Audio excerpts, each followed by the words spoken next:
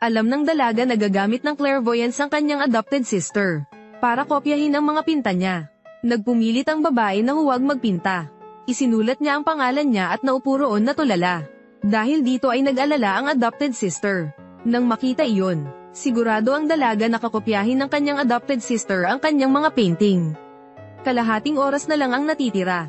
Hindi napigilan ng kapatid na babae na himukin. Ate Xiaozi, malapit nang matapos ang oras. Kung magdadalawang isip ka pa, hindi mo yan matatapos iguhit. Sisimulan ko na.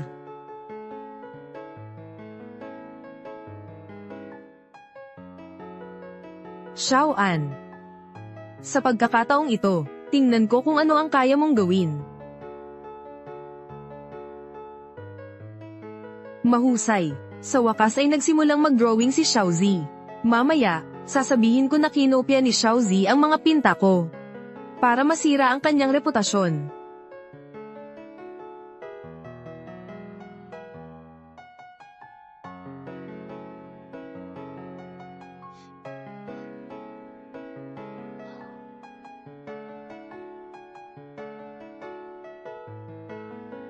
Xiaozi, may talento ka rin pala.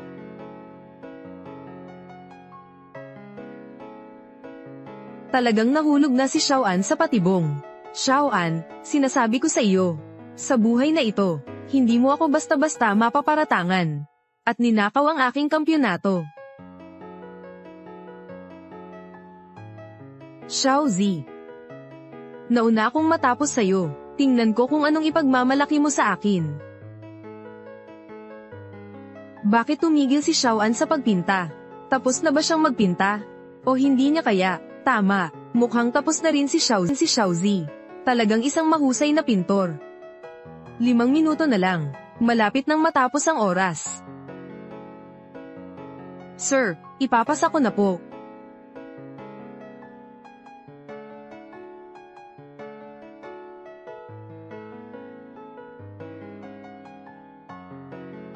Tatlong dekada na ako sa trabahong to. Ngayon lang ako nakakita ng ganitong klaseng pinta. At ikaw pa ang gumawa ng napakataas na kalidad na obra. Ang pinta ay may imahinasyon. At may makatotohanang eksena. Ang pintang ito ay tunay na malikhain at makabuluhan. Kamangha-mangha. Salamat, Master Vuong. Ang galing talaga ni Xiaoan. Mas magaling siyang magpinta kaysa kay Xiaozi. Ang ganda nga ng pinta ni Xiaoan. Ate Xiaozi, tapos na ako. Tapos ka na ba? Ang pinta ko, walang kinalaman sa'yo. Ay, Diyos ko, Ate Xiaozi, kaya naman pala ang tago mo. Kaya pala ginagaya mo ang pinta ko. Ginagaya? Sinasabi mong ginagaya ko ang pinta mo. Oo, ang pinta ko, kamukhang kamukha ng sa iyo. Alam ko nang kakopyahin mo ang pinta ko. Kaya inuna ko nang ipasa ang akin.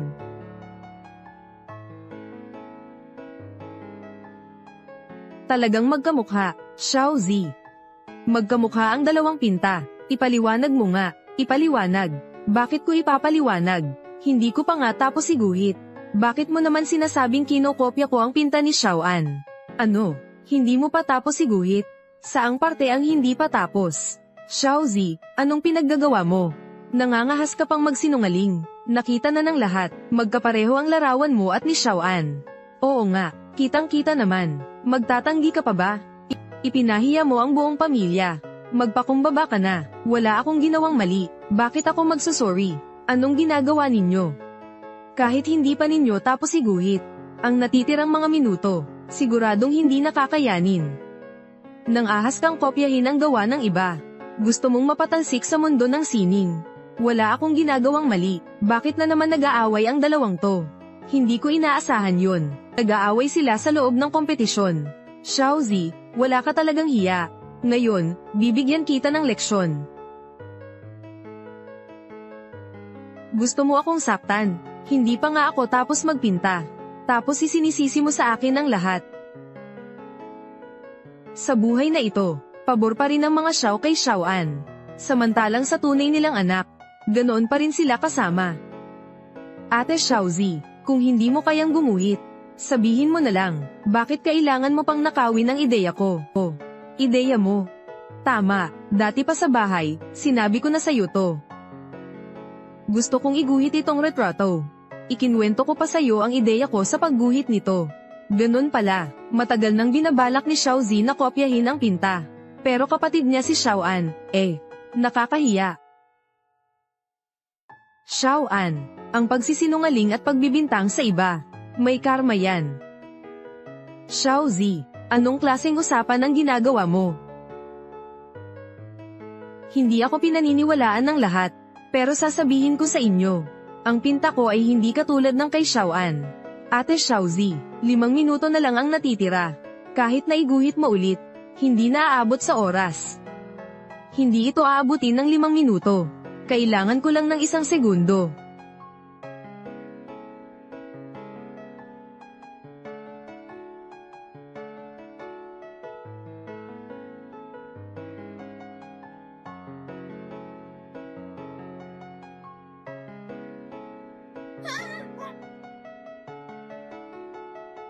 Paano ito posible? Ang pinta ni Xiao Zi. Nagbago ang tanawin. Napakaganda. Ngayon lang ako nakakita ng ganitong klaseng pinta. Ang pintang ito, sobrang artistiko. Master Vuong. Huwag kang magpadala sa galit. Tignan mong mabuti. Ang pinta ni Xiao Zi. Parang medyo wala sa paksa. Tama. Ang pintang ito, malinaw na wala sa paksa. Ito. Sabi ko na nga ba? Gusto nyo pa rin sirain ang reputasyon ko. Sinira ko ba ang reputasyon mo? Ang sabi ay gumuhit ng larawan ng tao. Pero itong guhit mo, may tanawin, may tao. Sumabli ka sa panuto, may punto. Medyo wala sa paksa ang pinta ni Xiao Zi. Tama nga. Hindi ka pwedeng gumawa ng isang pinta na may 2 kategorya. Oo nga, Xiao Zi, naalis ka sa paksa. Kung gayon, kakanselahin ang resulta mo.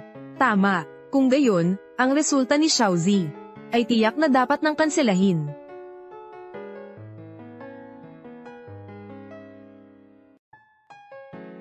Sa teorya, kung malayo sa paksa, tiyak na 0 puntos. Pero itong pinta, ang mga guhit ay napakahusay. Sa ngayon, hindi ko alam kung paano hahawakan. Ang paksa ay ibinigay ni Presidente Truong. Tatawagin ko siya para ayusin ito. Presidente Truong, ang ibig mong sabihin, ang tema ng paligsahan sa pagpipinta na ito ay galing sa presidente ng Asosasyon ng Sining. Kung si Presidente Truong ang nagbigay ng tema, mas mahigpit pa ang hinihingi niya. Sa ganitong resulta, hindi na bibilangin si Xiao Zi. Kung mabibigyan ako ng isa pang pagkakataon, baka kaya kong baligtarin ang sitwasyon. Nasa kakayahan kong magpaliwanag ang lahat para pumayag sila sa painting na to. Mahigpit na tao si President Truong. Hindi ako pwedeng lumihis ng paksa. Ang ganda ng painting na to. Sino ang gumuhit ng larawang ito? Larawan to ni Xiao Zi. Pero, ang larawang ito, malayo sa paksa, hindi. Hindi malayo, sa totoo lang, binubuo ko ang karakter, noong itinakda ko ang tema ng kompetisyong ito. Palihim akong nagtakda ng nakatagong tema. Ang mga pintor, dapat alam nila kung paano pagsamahin ang pagdalaw at katahimikan, tanawin, at dagdagan pa ng karakter. Iyon ang nakatagong tema sa pagkakataong ito.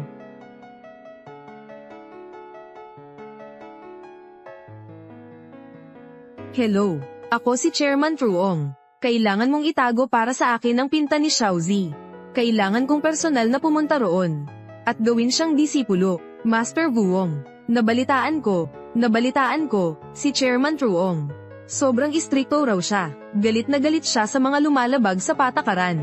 Oo nga, ang larawang ito, kahit maganda ang gawa, pero, malinaw na mali ang ginawa nito sa hinihingi ng paksa. Sir Vuong, huwag kang mag-alala, tiwala ako na, tiyak na magugustuhan ni Chairman Truong ang ipinintang ito.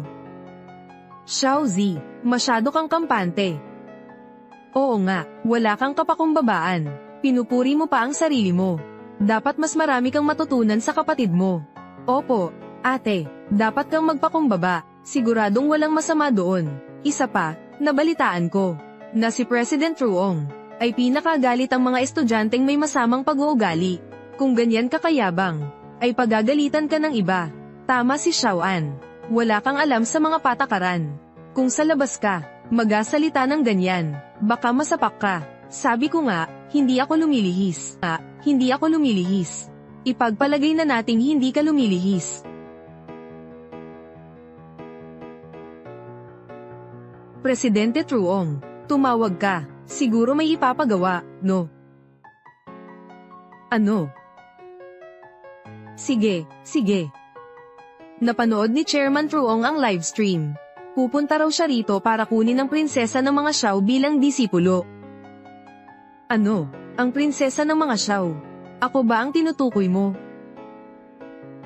Ito. Hindi ko rin masyadong alam. Pero sabi ng presidente, na prinsesa raw ng mga Xiao.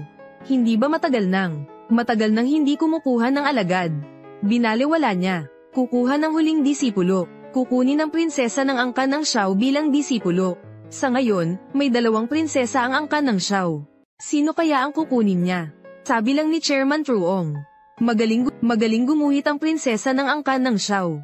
Kailangan pa bang sabihin? Siyempre si Xiaoan.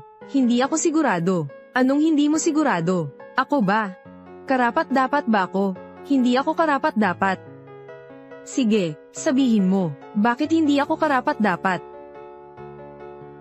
Mr. Vuong, nag-aral akong magpinta mula pa noong bata ako. Malaki ang inilaan na suporta ng mga magulang ko para sa karera ko sa sining. Mula pa noong bata ako, nag-aral ako sa ilalim ng mga batikang guro. Hindi kailanman nag-aral magpinta ang ate ko. Imposible, hindi talaga nag-aral magpinta si Xiaozi. Xiaozi. Pasensya ka na, kasalanan ko ang lahat, hindi ko naingatan ang sikreto mo. Ang totoo, hindi ako nag-aral magpinta. Bago ako bumalik sa pamilya Xiao, labas-labas ako ng halos 11 taon. Kulang pa nga ang kinakain ko. Saan naman ako kukuha ng pagkakataong mag-aral ng pagguhit? Sige na, kalimutan na natin yan. Ang larawang ito, talagang may potensyal na malihis ng landas. Sabi ni Presidente Truong, gustong tanggapin si Miss Xiao bilang alagad. Master Vuong, si Xiaoan ang prinsesa ng angkan namin. Sabi ni Chairman Truong, ang prinsesa ng angkan Xiao ay walang iba kundi si Xiaoan. Tama. Talagang tinulungan ako ng Diyos. Lumilihis ka na, ang huling disipulo ni Chairman Truong. Ako lang naman to. Maria. Pareho kaming anak ng mga Xiao.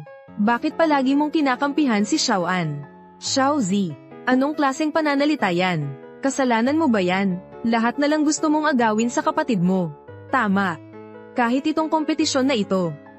Ganun ba? Nagkulong ka sa bahay para magpraktis ng pagguhit ng ilang araw. At pumunta ka rito para makipagkumpetensya kay Xiaoan. Anong inaagaw ko sa kanya?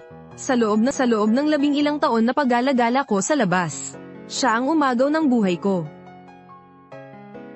Hindi ako ang sarili mong kuya. Ang galing-galing ni Xiaoan. At saka lumaki kaming magkasama simula pagkabata. Kung gusto ko siya, ano ngayon? Pero kapatid mo rin ako, di ba? Anong kamag-anak? Xiaoan. Si Xiaoan, nandito na sa tabi namin ng mahigit 10 taon. Ikaw naman, huwag kang matuto ng mga masasamang ugali dyan sa labas. Xiaozi, bakit ang puso mo ang liit-liit? Bakit hindi mo kayang mahalin ang kapatid mo? Sa tingin ko, sa simula pa lang, hindi na dapat kita pinauwi. Sa tingin ko rin. Ang mga Xiao, isang prinsesa lang ang kailangan nila. Sapat na yun. Bakit pa nila ako kailangang hanapin? Diyos ko, pasensya ka na, huwag mong sabihin yan. Kung ganyan ang sinasabi mo, masasaktan ang mga magulang natin. Huwag ka nang magpanggap. Xiaozi, ginagawa ko to para sa'yo rin. Huwag kang mag-alala, kahit maging disipulo ako ni Chairman Truong. Hindi kita makakalimutan, kahit na kinamumuhian mo ako. Panatag ang loob ko, dahil wala ka talagang pagkakataon na maging disipulo niya. Xiaozi, huwag ka namang ganyan. Bakit mo naman sinasabi yan sa kapatid mo? Wala sa hulog yang walang kwentang pinta mo. Nangarap ka pa ring manalo. Kung hindi ka pagising, umuwi ka na lang at matulog. Huwag ka nang mangarap dito. Ang mananalo ay si Xiaoan lang.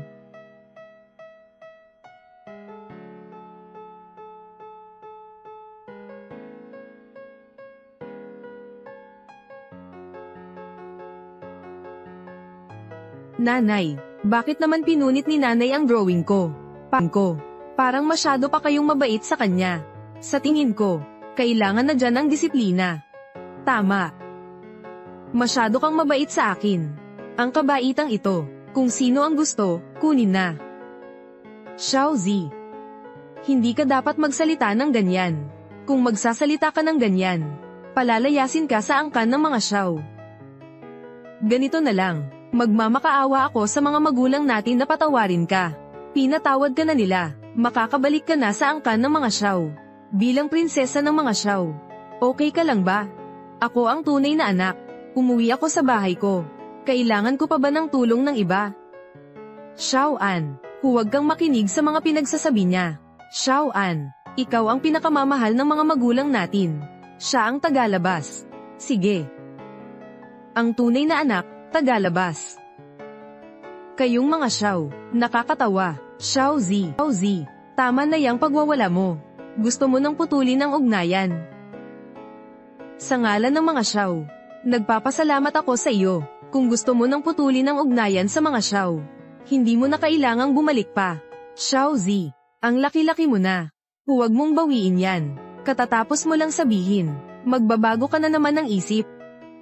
Anong binago ko? Hindi ako magbabago ng isip. Sa mga kamag-anak na katulad ninyo, bawat segundo sa bahay ng mga Xiao, nakakadiri ang nararamdaman ko, kayong lahat. Huwag ninyong pigilan siya, ipinapahayag ko, simula ngayon, si Xiaoan lang ang tunay kong kapatid. Siya lang ang kaysa-isa kong anak na babae. Ang angkan namin ng Xiao, ay mayroon lang isang prinsesa, si Xiaoan. Tama. Kung gusto mong putulin ang ugnayan sa mga Xiao, kailangan mong humingi ng tawad kay Xiaoan. Kay Xiaoan namin, hindi niya kayang tiisin ang ganitong kasinungalingan. Hindi ninyo ako pwedeng sirain. Hindi ninyo matatanggap. Ngayon, inaakusahan ninyo akong nanggagaya, kasi ikaw ang gumagaya, Hindi mo ba kayang panindigan? Kahit ano na lang sasabihin nyo. Kung sabihin ko kaya na Jane gaya ni Xiaoan ang pinta ko. Sira ka ba sa ulo? Tignan mo kaya, nandoon si Xiaoan, nagpipinta. Paano niya makikita ang pinta mo? Sinong nakakaalam? Muntik na niya akong mahulaan. Xiaozi, huwag mong sabihing sinasaniban ka. Hindi ko maintindihan. Dumating na si President Ruong.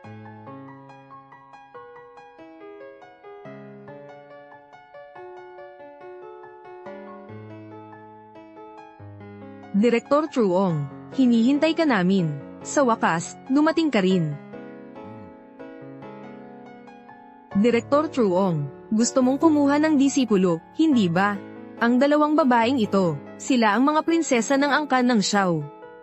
Sige, ipakita mo muna sa akin yung mga pinta. Direktor Truong, magandang araw po. Direktor Truong, ang lalaking ito, siya ang presidente ng Xiao Corporation. Sige po, ito po ang mga pinta ng anak ko. Ang ganda ng ipininta, tingnan mo. Ikaw ba ang prinsesa ng pamilya Xiao? Oo, Direktor Truong.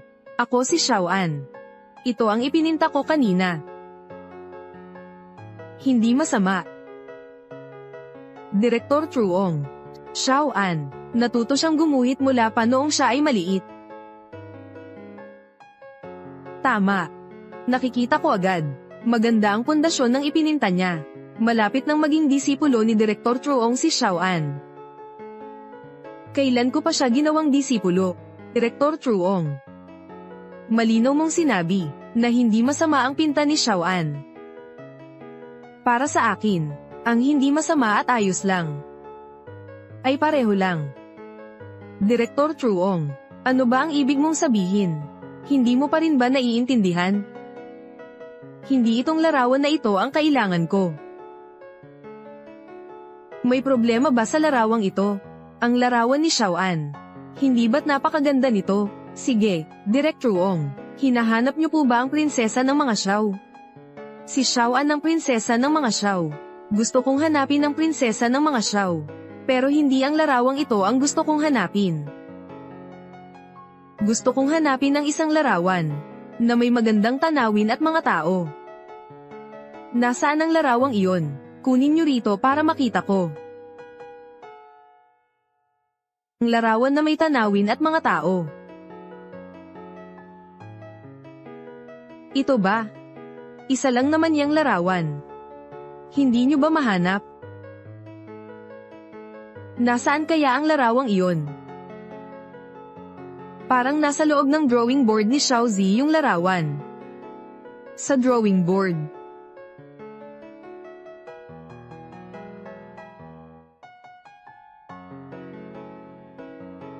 Ikaw ba si Xiaozi? Oo. Pwede ko bang makita yung mga gawa mo? Pasensya na. Siguro hindi mo na makikita ang aking ipininta. Isa kang pintor, wala kang tiwala sa sarili mong gawa. May tiwala ako. Pero, ang pamilya ko, pinunit na nila ang aking ipininta. Diyos ko. Direktor Truong. Ang pinta ni Xiaozi. Ang pintang iyon ay inakusahan ni Xiaoan. Copy ang pinta, at wala pa sa paksa. Kanina, habang nag-aaway ang pamilya nila, pinunit nila ang pintang ito. Direktor Truong, pasensya na po, at kinailangan nyo pang pumunta rito. Dahil lang sa mga walang kwentang pinta na to. Alam mong basura yan. Kung ganun, itago mo na lang. Wala kang kahihiyan. Tama yan, Ate Xiaozi. Bakit mo ipinakita kay Direktor Truong ang mga ganyang larawan? Sige, sabihin mo ang ideya mo sa paglikha. Medyo matapang ang ideya ko. Ang ideya ko ay, sa tingin ko, dapat may tanawin at mga tauhan. Kaya pinagsama ko sila. Talagang may potensyal ka. Ang ganda ng larawang ito. Perpektong detalye. Umaapaw na damdamin. Sinong sumairon ng pinta na to? Ako ang sumairon ng pinta. Wala kang mata. Gusto mo bang maging disipulo ko? Ano? Payag ako. Magaling. Kung gayon, tawagin mo na ang iyong guro. Opo, guro. Direktor Truong, ang larawang ito, hindi ko pa naibibigay sa iyo. Dahil nakikita ng lahat dito na. Wala sa paksa yang ipinininta. Oo nga. Kung ikukumpara yang ipininta sa hinihingi, malinaw na hindi tugma. Wala sa paksa. Ano nga ba ang sinabi kong paksa noon? Pakiulit nga. Ang paksa ay, ang mga tauhan at tanawin ang tema. Kaya, huwag lumihis. Ang larawan ay may tauhan at tanawin. At saka, ang dalawa ay nagkakaisa, lubhang magkatugma. Kung gayon, ang larawang ito ay talagang tumutugma sa hinihingi ng paksa. Hindi lang ginawa ni Xiaozi ang hinihingi ng paksa, kundi ginawa pa niya ito ng napakahusay. Direktor Truong. Kinopya ni Xiaozi ang aking pinta. Tama po, Direktor Truong. Tingnan niyo po, ito ang pinta ni Xiaoan. Kinopya ni Xiaozi ang mga pinta ni Xiaoan. Kinopya. Ganitong klaseng gawa, subukan mo kayang gayahin. Mag-isip ka muna bago ka magsalita. Hindi ka dapat nagsasalita ng kung ano-ano sa harap ng maraming tao. Noong bata pa si Xiaozi, halos wala siyang makain at maisuot. Saan siya kumukuha ng pera para matutong gumuhit? Hindi niya siguro naisip yun. Talaga. Kung gayon, saan nag-aral magpinta si Xiaozi? Mukhang sa pagkakataong ito. Umasa si Xiaozi sa kanyang talento. Ama ka. Umasa ako sa talento ko. At kaunting swerte. Sa pagkakataong ito, hindi lang ako swerte. Higit pa doon. Mayroon din akong kumpiyansa para magsimula ulit. Imposible, hindi naman sanay si Xiaozi. Umaasa lang siya sa talento niya para magpinta. Pagka-uwi ko sa mga Xiao, nag-aral din kasi akong magpinta, kaya ko nagawa ang ganitong klaseng pinta. Ang unfair naman, si Xiaozi ay prinsesa ng mga Xiao, pero ang dami niyang pinagdaanan. Hindi siya pinalaki ng katulad ni Xiaoan. Hindi ko akalain. Ang pintang ito. Likas na talento ang nagpinta nito kay Xiaozi. Kung siya'y maturuan ng propesyonal, ang kinabukasan niya'y may malaking potensyal. Diyos ko! Kung ano-ano ang sinasabi ninyo, napakamakasarili mo, isa kang magnanakaw. Ang ipinintang ito, kinopya mo ang sagot ni Xiaoan. Uulitin ko. Hindi ako Nandaya, kung sino man ang Nandaya. Mamatay ang buong pamilya niya sa kidlat. Ikaw, hindi ka ba nakakaintindi ng sinasabi ko? Ano pang ginagawa mo dyan, nagpapaka-inosente? Tumayo ka na. Nanay, tumayo ka na dali. Ate Xiaozi, bakit ka nagsasalita ng ganyan? Ganyan ang trato sa'yo ng mga magulang mo. Bakit mo sila tinatrato ng ganyan? Sinusumbatan mo ba ako? Ikaw naman. Hindi ko gagawin yan. Buti naman, nandito rin si Direktor Truong ngayon. Xiaozi, kung galit na galit ka, suntukin mo na lang ako. Anong ginagawa mo? Xiaoan, masakit ba sa'yo? Xiaozi, walang hiya ka. Araw-araw mo na lang gustong saktan si Xiaoan. Wala akong ginagawang masama. Si Xiaoan mismo ang nagtulak sa sarili niya. Sinisisi mo pa si Xiaoan. Xiaozi, ang ng mga Xiao, puro mababait. Bakit may isang masama na katulad mo? Hindi ko pa nga sinasabing bulag ka. Sinasabi mong masama ako. Sa mundong ito, wala pa akong nakikitang amang katulad mo. Tumahimik ka. Nandito si Direktor Truong. Kung magbitiw ka ng mga salitang walang galang, hindi siya matutuwa. Sige, kuya. Ate Xiaozi, kasalanan ko ang lahat. Nadulas lang ako kanina. Sa wakas, may nasabi ka ring katanggap-tanggap.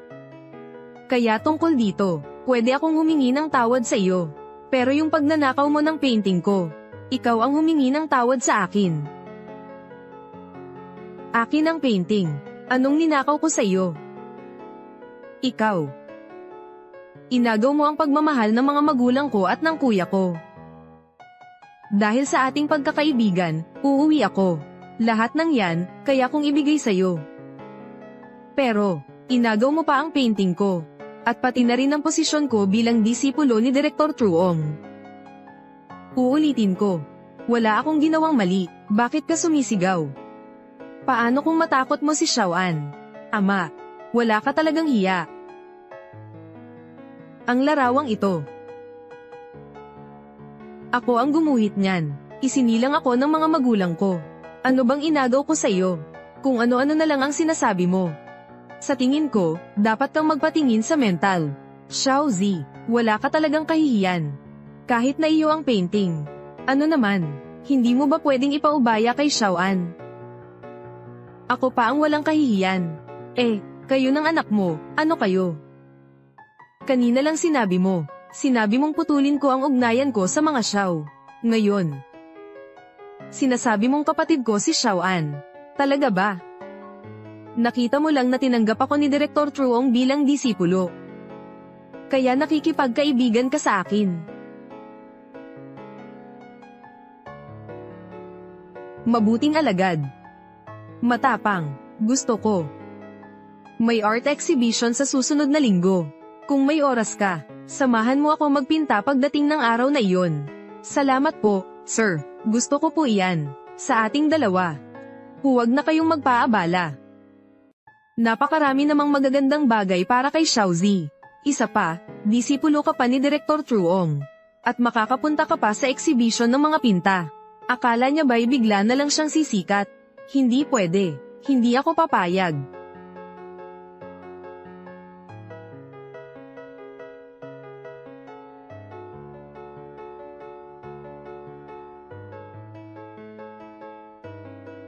Salamat sa pagdalo ninyong lahat. Ako si Xiaozi. Ang painting na ito ay iginuhit namin ni Direktor Truong. Ngayon ang exhibition ng aking mga gawa. Malaya kayong maglibot.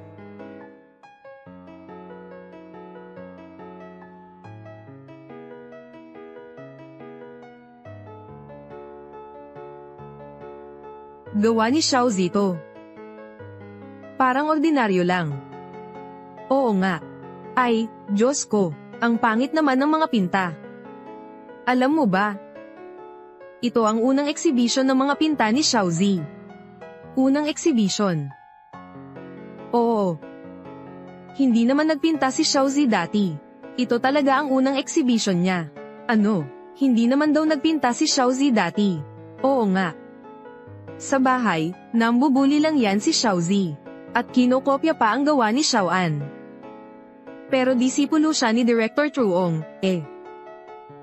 Sino ba ang nakakaalam kung anong relasyon meron sila? Bakit nagkakaroon ng exhibit dito si Xiaozi? Ito ang nangungunang exhibition ng mga pinta sa buong bansa. Tama. Napakaraming mahuhusay na pintor. Wala pa silang chance na pumunta dito. Bakit nakapagdala si Xiaozi ng pinta? Para isabit sa pinakamagandang pwesto sa exhibisyong ito. Hindi makatarungan. Kinopya ni Xiaozi ang pinta ko sa nakaraang kompetisyon. Pagkatapos, ginamit niya ang kanyang matatamis na salita para hikayatin si Direktor Truong na gawin siyang alagad. Sino ang mag-aakala na kung anong klaseng panlilinlang na naman ang ginamit niya para magkaroon ng exhibition dito? Talagang walang hiya. Sa tingin ko naman ay, dapat nating sunugin ang larawang ito. Tama, sunugin ang larawang ito.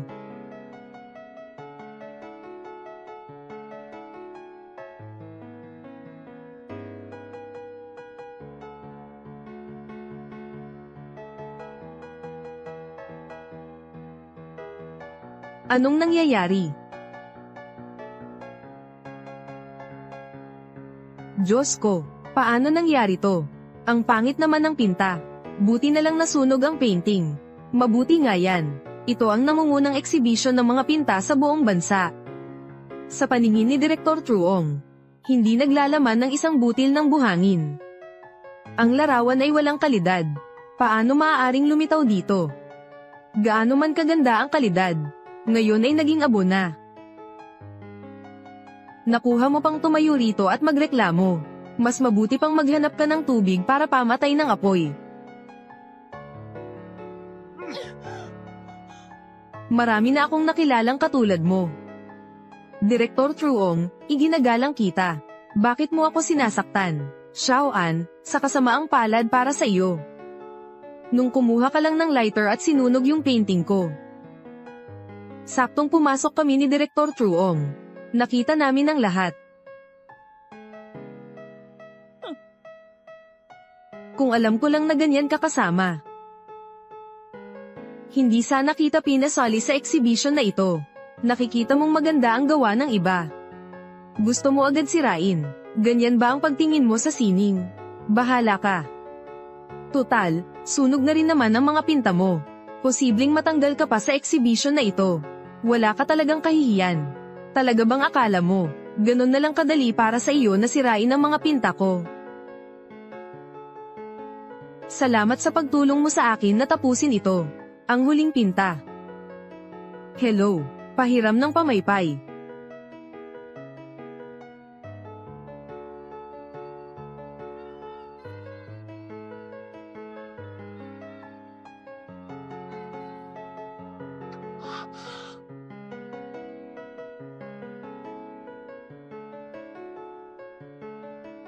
Xiaoan.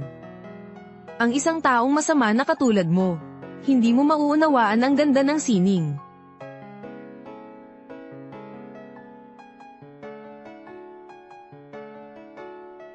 Napakaganda, ang ganda ng ipininta na ito.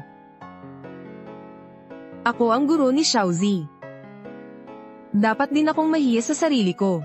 Hindi ko akalain. Ganyan kagaling palang gumuhit si Xiaozi. Galing ang alin. Nagkataon lang siya.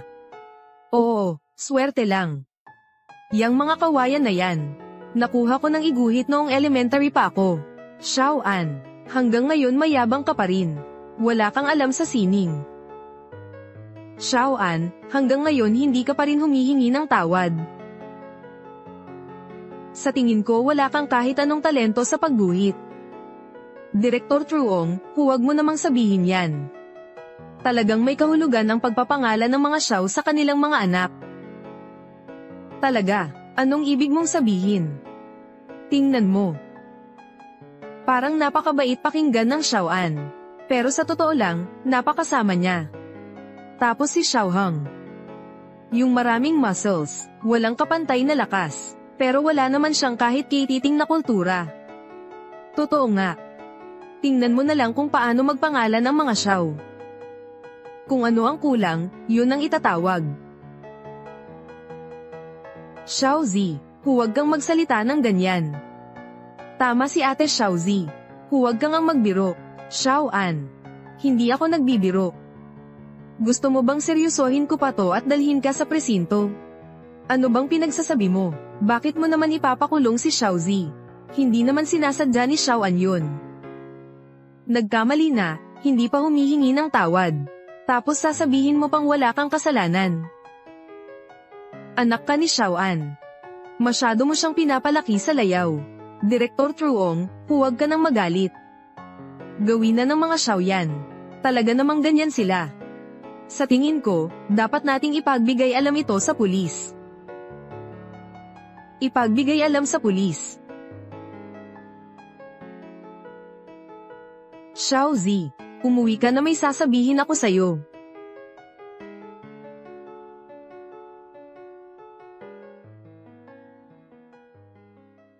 Tay, kanina sa art exhibit, binyuli ni Xiaozi si Xiaoan. Ano na naman ba to? Hindi ba't pumunta kayo para tumingin ng mga painting? Ano ba talaga ang nangyari? Kasalanan lahat yan ni Xiaozi. Sinasadya niyang bulihin si Xiaoan.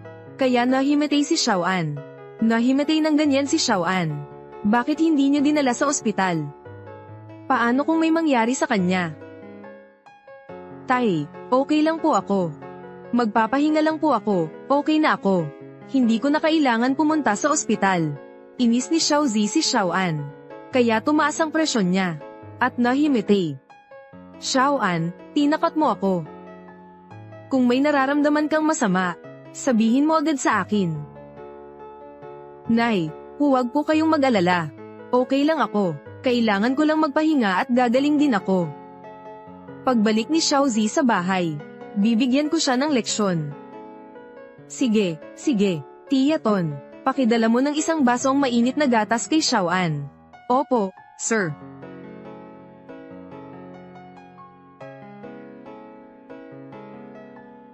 Diton.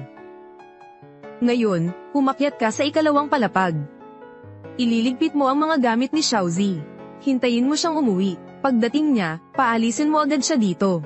Young Master Xiao, ito, gusto mo ba akong suwayin? Hindi po, binatang Xiao. Prinsesa Xiao. Si Miss Xiaozi. Wala po siya sa itaas. Ano? Kung wala sa itaas, nasaan? Tama. Nasa basement kaya siya. Bakit hindi mo sabihing nasa kulungan ng aso? Tama na, huwag na kayong magulo. Tia Ton, sabihin mo na. Nasaan ba si Xiaozi? Nasa garahe ng kotse si Xiaozi. Garahe ng kotse. Walang bintana doon. Wala ring aircon o heater. Bakit doon si Xiaozi? Oo nga. Walang kahit anong amenities sa garahe. Wala ring mga gamit. Oo nga. Sabi dati ni Xiaoan. Kailangan niya ng isang silid para magpinta. Kaya naman ipinagamit ni Xiaozi kay Xiaoan ang kanyang kwarto. Tapos, sabi naman ni Madam Tham, kulang daw siya ng dressing room. Kaya ayun, lumipat na naman si Xiaozi. Kung alam ko lang, nagpagawa na sana ako ng mas maraming kwarto.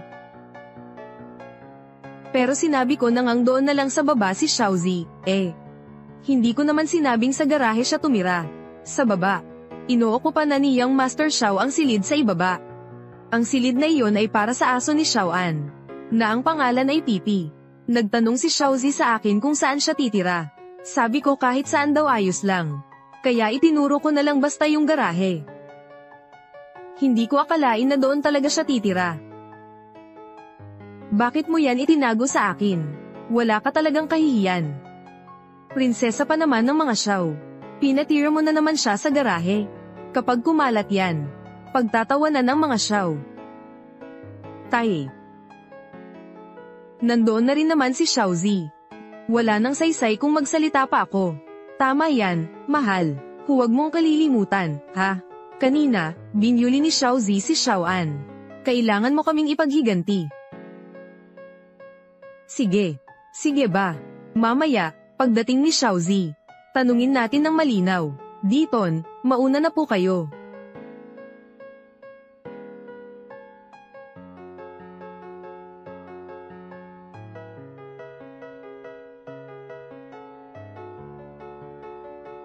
Bakit niyo ko pinatawag? Xiaozi, bakit mo raw inaaway si Xiaoan kanina? Magpaliwanag ka. Anong sinasabi mo? Sinong may gustong mang-away sa kanya? Xiaozi, magaling ka rin, Noong una, sabi nila inaapi mo raw si Xiaoan sa exhibition. Hindi ako naniwala. Di ba't paniwalang paniwala ka sa kanila? Malay mo. Konting salita lang ni Xiaoan. Naniwala ka na agad sa kanya. Pinatawag kita rito para humingi ng tawad kay Xiaoan. Ate Xiaozi, huwag mo akong tawaging ate. Wala akong kinalaman sa mga Xiao. Ikaw. Ngayon, bibigyan kita ng leksyon. Ikaw.